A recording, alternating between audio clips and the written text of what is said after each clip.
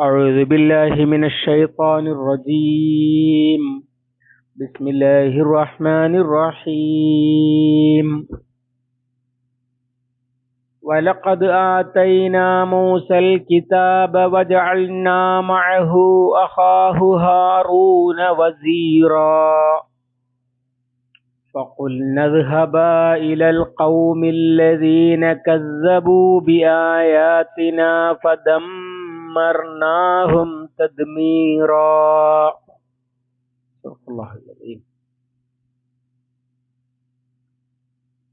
സൂറ അൽ ഫുർഖാൻ 35-6. വലഖദ് ആതൈന മൂസാക്ക് നാം നൽകിയിട്ടുണ്ട് അൽ കിതാബ വേദഗ്രന്ഥം, ആ ഗ്രന്ഥം അല്ലെങ്കിൽ വേദഗ്രന്ഥം. വജഅൽനാ മഅഹു അദ്ദേഹത്തോടൊപ്പം നാം ആക്കി അഖാഹു ഹാറൂന അദ്ദേഹത്തിന്റെ സഹോദരൻ ഹാറൂനിനെ വസീറ മന്ത്രി അല്ലെങ്കിൽ സഹായി എന്നൊക്കെയാണ് വസീറിന്റെ അർത്ഥം. ഫഖുൽന എന്നിട്ട് നാം പറഞ്ഞു ഇദ്ഹബ നിങ്ങൾ ഇരുവരും ചെല്ലുവീൻ ഇലൽ ഖൗമി അല്ലദീന കസ്സബൂ ബിആയാത് ഇലൽ ഖൗമില്ലദീന കസ്സബൂ നമ്മുടെ ആയത്തുകളെ കളവാക്കിയ ഖൗമിലേക്ക് ഇലൽ ഖൗമി ആ ഖൗമിലേക്ക് അല്ലദീന കസ്സബൂ കളവാക്കിയവരായ ബിആയാതിന നമ്മുടെ ആയത്തുകളെ ഫദമ്മർനാഹും അങ്ങനെ അവരെ നാം തകർത്തു. ദമ്മറ എന്ന് പറഞ്ഞ വാക്കിന്റെ അസലർത്ഥം തിരിച്ച് നന്നാക്കാൻ കഴിയാത്ത വിധം പൊട്ടിച്ചു എന്നാണ്. അതാണ് നമ്മൾ തകർത്തു എന്ന് പറയുന്നത്. തദ്മീറ ഒരു തകർക്കൽ അഥവാ ഗംഭീരമായ തകർക്കൽ എന്നർത്ഥം.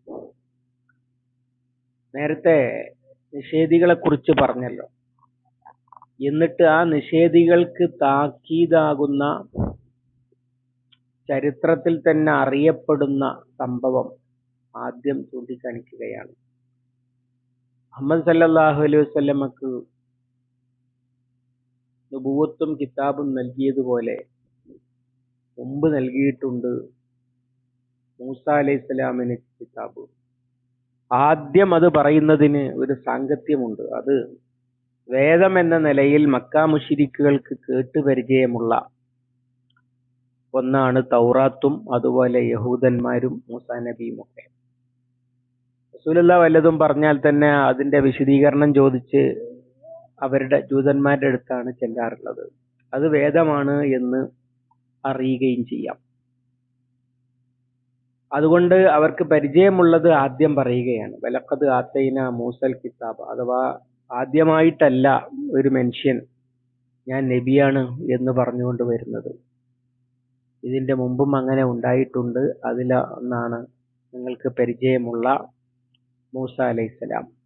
അൽ കിതാബ എന്നതുകൊണ്ട് ഇവിടെ ഉദ്ദേശം തൗറാത്താണ്. വജഅൽനാ മഅഹു അഖാഹു ഹാറൂന വസീറ അദ്ദേഹത്തോടൊപ്പം അദ്ദേഹത്തിന്റെ സഹോദരൻ ഹാറൂനിനെയും നാം സഹായിയാക്കി എന്നാണ്. സഹായി എന്ന് പറഞ്ഞാൽ ദൗത്യത്തിൽ സഹായിക്കുന്ന നബിയാക്കി എന്നാണ്.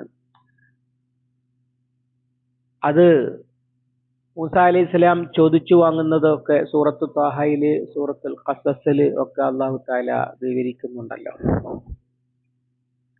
വജഅലി വസീറൻ മിൻ അഹ്ലി അഖാഹു ഹാറൂന ഹുവ അഫ്സഹു മിന്നി ലിസാനൻ എന്നൊക്കെ പറഞ്ഞിട്ട് മൂസ അലൈഹിസ്സലാം അല്ലാഹുവിനോട് അഭ്യർത്ഥിക്കുന്നുണ്ട്, എൻ്റെ സഹോദരൻ ഹാറൂനിനെ കൂടി എൻ്റെ കൂടെ സഹായിയായി തരണം, അദ്ദേഹം നല്ല വാചാലതയുള്ളവനാണ്, ഇങ്ങനെയൊക്കെ പറയുന്നുണ്ട്. അങ്ങനെ ലഖദ് ഊതീത സുഅലക യാ മൂസ, മൂസ നീ ചോദിച്ചത് തന്നിരിക്കുന്നു എന്നും പറയുന്നുണ്ട്. ഇവിടെ അത് പരാമർശിക്കുന്നതിന് രണ്ട് സാങ്കത്യമുണ്ട്. അതിലൊന്ന് മൂസ അലൈഹിസ്സലാമും ഹാറൂൻ അലൈഹിസ്സലാമും തമ്മിൽ ഒരു ദൗത്യമായിരുന്നു. അപ്പൊ അതിലേതെങ്കിലും ഒന്ന് പറയാതിരുന്നാൽ മറ്റത് പറയാതിരുന്നത് നബി അല്ലാന്ന് ധരിക്കാൻ ഇടയാകും. കാരണം ജൂതന്മാര് അറിയപ്പെട്ടിരുന്നത് തന്നെ ഹാറൂനിന്റെ ജനത എന്ന നിലയിലാണ്. അതുകൊണ്ടാണ് സൂറത്തുൽ മറിയമിൽ നമ്മൾ പഠിച്ചില്ലേ, മറിയം ബീവിയോട് നാട്ടുകാർ ചോദിക്കുന്നത്, യാ ഉഖ്ത ഹാറൂനി മാക്കാൻ അബൂക്ക് ഇമ്രഅ സൗഇൻ. കാരണം ബനി ഇസ്രായേല്യരെ ഈജിപ്തില് അവരെ നയിക്കുന്നതും മോചിപ്പിക്കുന്നതുമൊക്കെ മൂസ അലൈഹിസ്സലാമാണ്. എന്നാൽ സീനായി മരുഭൂമിയിലെത്തി അവരെ ഫലസ്തീൻ മോചിപ്പിക്കാൻ വേണ്ടി യുദ്ധത്തിന് വിളിച്ചു. നീയും അള്ളയും കൂടി പോയി യുദ്ധം ചെയ്തോ എന്ന് പറഞ്ഞ് അതിന്റെ ഫലമായിട്ട് അല്ലാഹു തആല 40 വർഷം അവരെ ശിക്ഷിച്ചു, അലഞ്ഞു തിരിയാൻ മരുഭൂമിയിൽ. ആ കാലത്തൊക്കെ അവരെ നയിക്കുന്നതും ഭരിക്കുന്നതും ഒക്കെ ഹാറൂൻ അലൈഹിസ്സലാമാണ്. ഹാറൂൻ അലൈഹിസ്സലാമിനെ ഏൽപ്പിച്ചു മൂസ അലൈഹിസ്സലാം അള്ളാഹുവിന്റെ അനുമതി പ്രകാരം രംഗം വിടുകയാണ് ചെയ്തത് എന്നാണ് ചരിത്രത്തിൽ മനസ്സിലാകുന്നത്. അതുകൊണ്ടായിരിക്കാം പിൽക്കാലത്ത് ആ ജനത ഹാറൂനിന്റെ ആളുകൾ എന്ന നിലക്ക് അറിയപ്പെട്ടിരുന്നത്. അതുകൊണ്ട് അത് രണ്ടും പരാമർശിക്കുകയാണ് എന്നതാണ് ഒരു സാങ്കത്യം. രണ്ട്, കഴിഞ്ഞ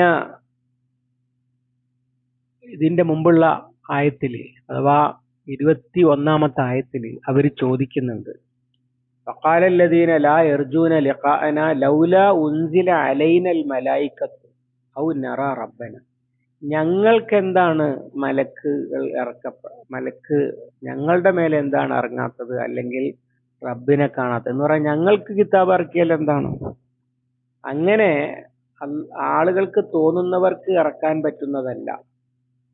പകരം സഹോദരൻ ഹാറൂനിനെ നബിയാക്കി തരണം സഹായിയായിട്ട് എന്ന് അള്ളാഹുവിനോട് ആവശ്യപ്പെടുകയാണ് മൂസ അലൈഹിസ്സലാം ചെയ്യുന്നത്. അങ്ങനെ അള്ളാഹുവാണ് നബിയാക്കുന്നത്. അങ്ങനെ അള്ളാഹു നബിയാക്കിയാൽ ആരും നബിയാകും. ഒരാൾ ഉണ്ടായിരിക്കെ തന്നെ മറ്റൊരാൾ നബിയാകും. അതാണ് ഒന്നാമത്തെ കാര്യം. അതുപോലെ നബി ആക്കിയാലേ ആകുകയുള്ളൂ. അല്ലാതെ നിങ്ങൾ അങ്ങ് ചോദിച്ചത് കൊണ്ടെന്നാ നിങ്ങളോടും കൂടി പറഞ്ഞു കളയാമെന്നൊന്നും റസൂൽ സല്ലല്ലാഹു അലൈഹി വസല്ലമക്ക് തീരുമാനിക്കാൻ പറ്റുകയില്ല എന്ന് അവരെ മനസ്സിലാക്കേണ്ടതുണ്ട്. അതിനാണ് അള്ളാഹു നബി ആക്കിയപ്പോഴാണ് നബിയായത്. വേറെയും ഒരു കാര്യം കൂടി ഉണ്ട്. അതെന്താന്ന് വെച്ചാല് മൂസ അലൈഹിസ്സലാമിന്റെ കിതാബും അദ്ദേഹത്തിന്റെ സമുദായവും ഒക്കെ ഉണ്ടല്ലോ. എന്നിട്ട് പിന്നെ എന്തിനാണ് ഒരു മുഹമ്മദ് വരുന്നത് എന്നൊരു ചോദ്യം അവിടെ ഉണ്ട് സല്ലല്ലാഹു അലൈഹി വസല്ലം. അതിനുള്ള മറുപടിയും അതാണ്. മൂസാ നബി അലൈഹിസ്സലാമിന് ദൗത്യം ഉണ്ടായിരിക്കെ തന്നെ ഒപ്പം ഹാറൂൻ അലൈഹിസ്സലാം കൂടി വന്നിട്ടുണ്ട്. ഇബ്രാഹിം അലൈഹിസ്സലാമുള്ള കാലത്ത് ലൂത്ത് നബി വന്നിട്ടുണ്ട്. അതുപോലെ വേറെയും ഉദാഹരണങ്ങളുണ്ട്. അപ്പൊ അങ്ങനെ ഈസാ നബിയോടൊപ്പം തന്നെ സഹായിയായിട്ട് ഒരു നബിയെ നിയോഗിച്ചിരുന്നു. എന്നിട്ടാണോ പിന്നെ ഈസാ നബിയുടെ കിതാബ് എന്നും പറഞ്ഞിട്ട് ഒന്ന് കൊണ്ടു നടക്കുന്ന ജൂതന്മാരുണ്ടായിരിക്കെ പിന്നെ എന്തിനാണ് ഒരു കിതാബും പിന്നെ എന്തിനാണ് ഒരു നബിയും എന്നൊക്കെയുള്ള ചോദ്യം അന്തരീക്ഷത്തിലുണ്ട്. ഇസ്തിൻസാഖിന്റെ ആയത്ത് സൂറത്ത് തൗബയിൽ ബഖറയിൽ വന്നപ്പോൾ അത് വിശദീകരിച്ചിട്ടുണ്ട് നമ്മൾ. ഇനി എന്തിനാണ് പുതിയൊരു കിതാബ്, തൗറാത്ത് പോരെ അല്ലേ? അതിന് അല്ലാഹു തആല ഒന്ന് മായ്ച്ചു കളഞ്ഞാൽ അതിന് നല്ലത് പകരം കൊണ്ടുവരും. അതിന് നമുക്ക് അള്ളാഹ്ക്ക് അതിന് അധികാരവും കഴിവുണ്ട് എന്നൊക്കെയാണല്ലോ അവിടെ പറയുന്നത്. അപ്പൊ ഇങ്ങനെയൊക്കെയുള്ള കാര്യങ്ങൾക്ക് വേണ്ടിയായിരിക്കണം അഖാഹു ഹാറൂന വസീറ, സഹായിയായിട്ട്. എന്തായാലും ഹാറൂൻ അലൈഹിസ്സലാം സ്വന്തമായിട്ടൊരു സ്വതന്ത്ര നബുവത്ത് ദൗത്യമായിരുന്നില്ല എന്നും അത് സൂചിപ്പിക്കുന്നുണ്ട്. വഖുൽനദ്ഹബാ ഇലൽ ഖൗമില്ലദീന കസ്സബൂ ബിആയാതിന. എന്നിട്ട് നാം ഇരുവരോടും പറഞ്ഞു, ഇലൽ ഖൗമില്ലദീന ഇദ്ഹബാ ഇലൽ ഖൗമില്ലദീന കസ്സബൂ ബിആയാതിന, നമ്മുടെ ആയത്തുകളെ കളവാക്കിയ ഖൗമിലേക്ക് ചെല്ലൂ എന്നാണ് പറഞ്ഞത്. അങ്ങനെ പറയുന്നത് മക്കാ മുശ്രിക്കുകളുടെ തക്സീബ്, അവരുടെ കളവാക്കൽ, അതിൽ ഫോക്കസ് ചെയ്തുകൊണ്ട് പറയാനാണ്. അതുകൊണ്ട് ഫിറൗനിന്റെ കാര്യമോ ഫിറൗനിന്റെ ധിക്കാരോ ഒന്നും അല്ല പറയുന്നത്. അള്ളാഹുവിന്റെ ആയത്തുകൾ കളവാക്കി എന്ന് പറഞ്ഞാൽ തൗറാത്തിലെ ആയത്തുകളെ കളവാക്കിയതാണ്. അതിന്റെ മുമ്പ് യാക്കൂബ് അലൈഹി സ്വലാമിനും യൂസുഫ് അലൈഹി സ്വലാമിനും ഒക്കെ കിട്ടിയ ആയത്തുകളെയും കളവാക്കിയവരാണ് അവർ. അങ്ങനെയാണ് അവർ ധിക്കാരികളാകുന്നത്. പിന്നെ ആ കളവാക്കലിന് ശേഷം മൂസാ നബിയെ കൊണ്ടുവന്ന ആയത്തുകളെയും കളവാക്കി. അപ്പൊ ആദ്യം കളവാക്കിയത് യാക്കൂബ് നബി മുതൽക്ക് ഇങ്ങോട്ട് കിട്ടിയ കിതാബിന്റെ ഭാഗമാണ്. അത് ഏതാണ് കിതാബ് എന്നൊന്നും അല്ലാഹു തആല എവിടെയും പറഞ്ഞിട്ടില്ല. എന്തായാലും അതൊക്കെ അള്ളാഹുവിന്റെ ആയത്തുകളായിരുന്നു. ആ ആയത്തുകളെ കളവാക്കിയ കൗമിലേക്ക് ചെന്നു. അവരോട് രണ്ടാളോടും അങ്ങോട്ട് പോകാൻ പറഞ്ഞു. ഫദമ്മർനാഹും തദ്മീറ, എന്നിട്ട് അവരെ നിശേഷം നാം തകർത്ത് കളഞ്ഞു എന്നാണ്.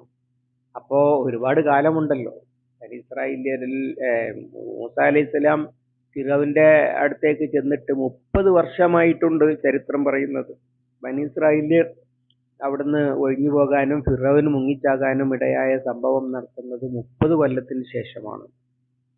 അത് ആ കഥയൊക്കെ ചുരുക്കിയിട്ട് ഒറ്റ വാക്കിൽ ഒതുക്കിയിരിക്കുകയാണ്. ഇപ്പൊ ദമ്മർനാഥും തദ്മീറ. കാരണം മുശരിക്കുകൾ മുഹമ്മദ് സല്ലല്ലാഹു അലൈഹി വസല്ലമയോട് കാണിക്കുന്നത് പോലുള്ള ധിക്കാരം അത് അനുവർത്തിച്ചപ്പോ അവരെ വെച്ച് പൊറുപ്പിച്ചിട്ടില്ല എന്ന് സൂചിപ്പിക്കാൻ വേണ്ടി അവർക്ക് താക്കീതാകാനും നബി സല്ലല്ലാഹു അലൈഹി വസല്ലമക്ക് ആശ്വാസമാകാനും വേണ്ടിയിട്ടാണ് ഇത് പറയുന്നത്. അല്ലാഹു തആല സഹായിയെ കൊടുത്തിട്ടുണ്ട്. അതുപോലെ ഫിറൗന്റെ അടുത്ത് ചെല്ലാനാണ് അവരോട് പറഞ്ഞത്. അത്രയൊന്നുമില്ല മക്കയിലെ മുശ്രിക്കുകൾ എന്ന സൂചന. മുഹമ്മദ് സല്ലല്ലാഹു അലൈഹി വസല്ലമയുടെ ദൗത്യം ആ അർത്ഥത്തിൽ ലളിതമാണ്. അബൂജഹലിനെ ചൂണ്ടിയിട്ട് ബദറിൽ മരിച്ചു കിടക്കുന്ന അബൂജഹലിനെ ചൂണ്ടിയിട്ട് റസൂലുള്ളാഹി പറയുന്നുണ്ട്, ഫിറൗനു ഹാദിഹിൽ ഉമ്മ, ഈ ഉമ്മത്തിന്റെ ഫിറൗൻ ഇതാണെന്ന്. മറ്റേ ഫിറൗന്റെ അത്ര ഭീകരനല്ല. അപ്പൊ അതുകൊണ്ട് റസൂലുള്ളാഹിക്ക് ഒരു ആശ്വസിപ്പിക്കലാണ്. അവരോട് രണ്ടാളോടും പറഞ്ഞത് ഫിറൗന്റെ അടുത്തേക്ക് ചെല്ലാനാണ്. താങ്കളോട് പറഞ്ഞിട്ടുള്ളത് ഈ മക്കയിലുള്ള ചെറുതുകായകളോട് പറയാനാണ് എന്നൊരു ധ്വനി അതിലുണ്ട്. അതുപോലെ തന്നെ ഇവിടെ പറഞ്ഞത് തന്നെയാണ് അവിടെയും പറഞ്ഞിരുന്നത് മൂസ അലൈഹിസ്സലാം.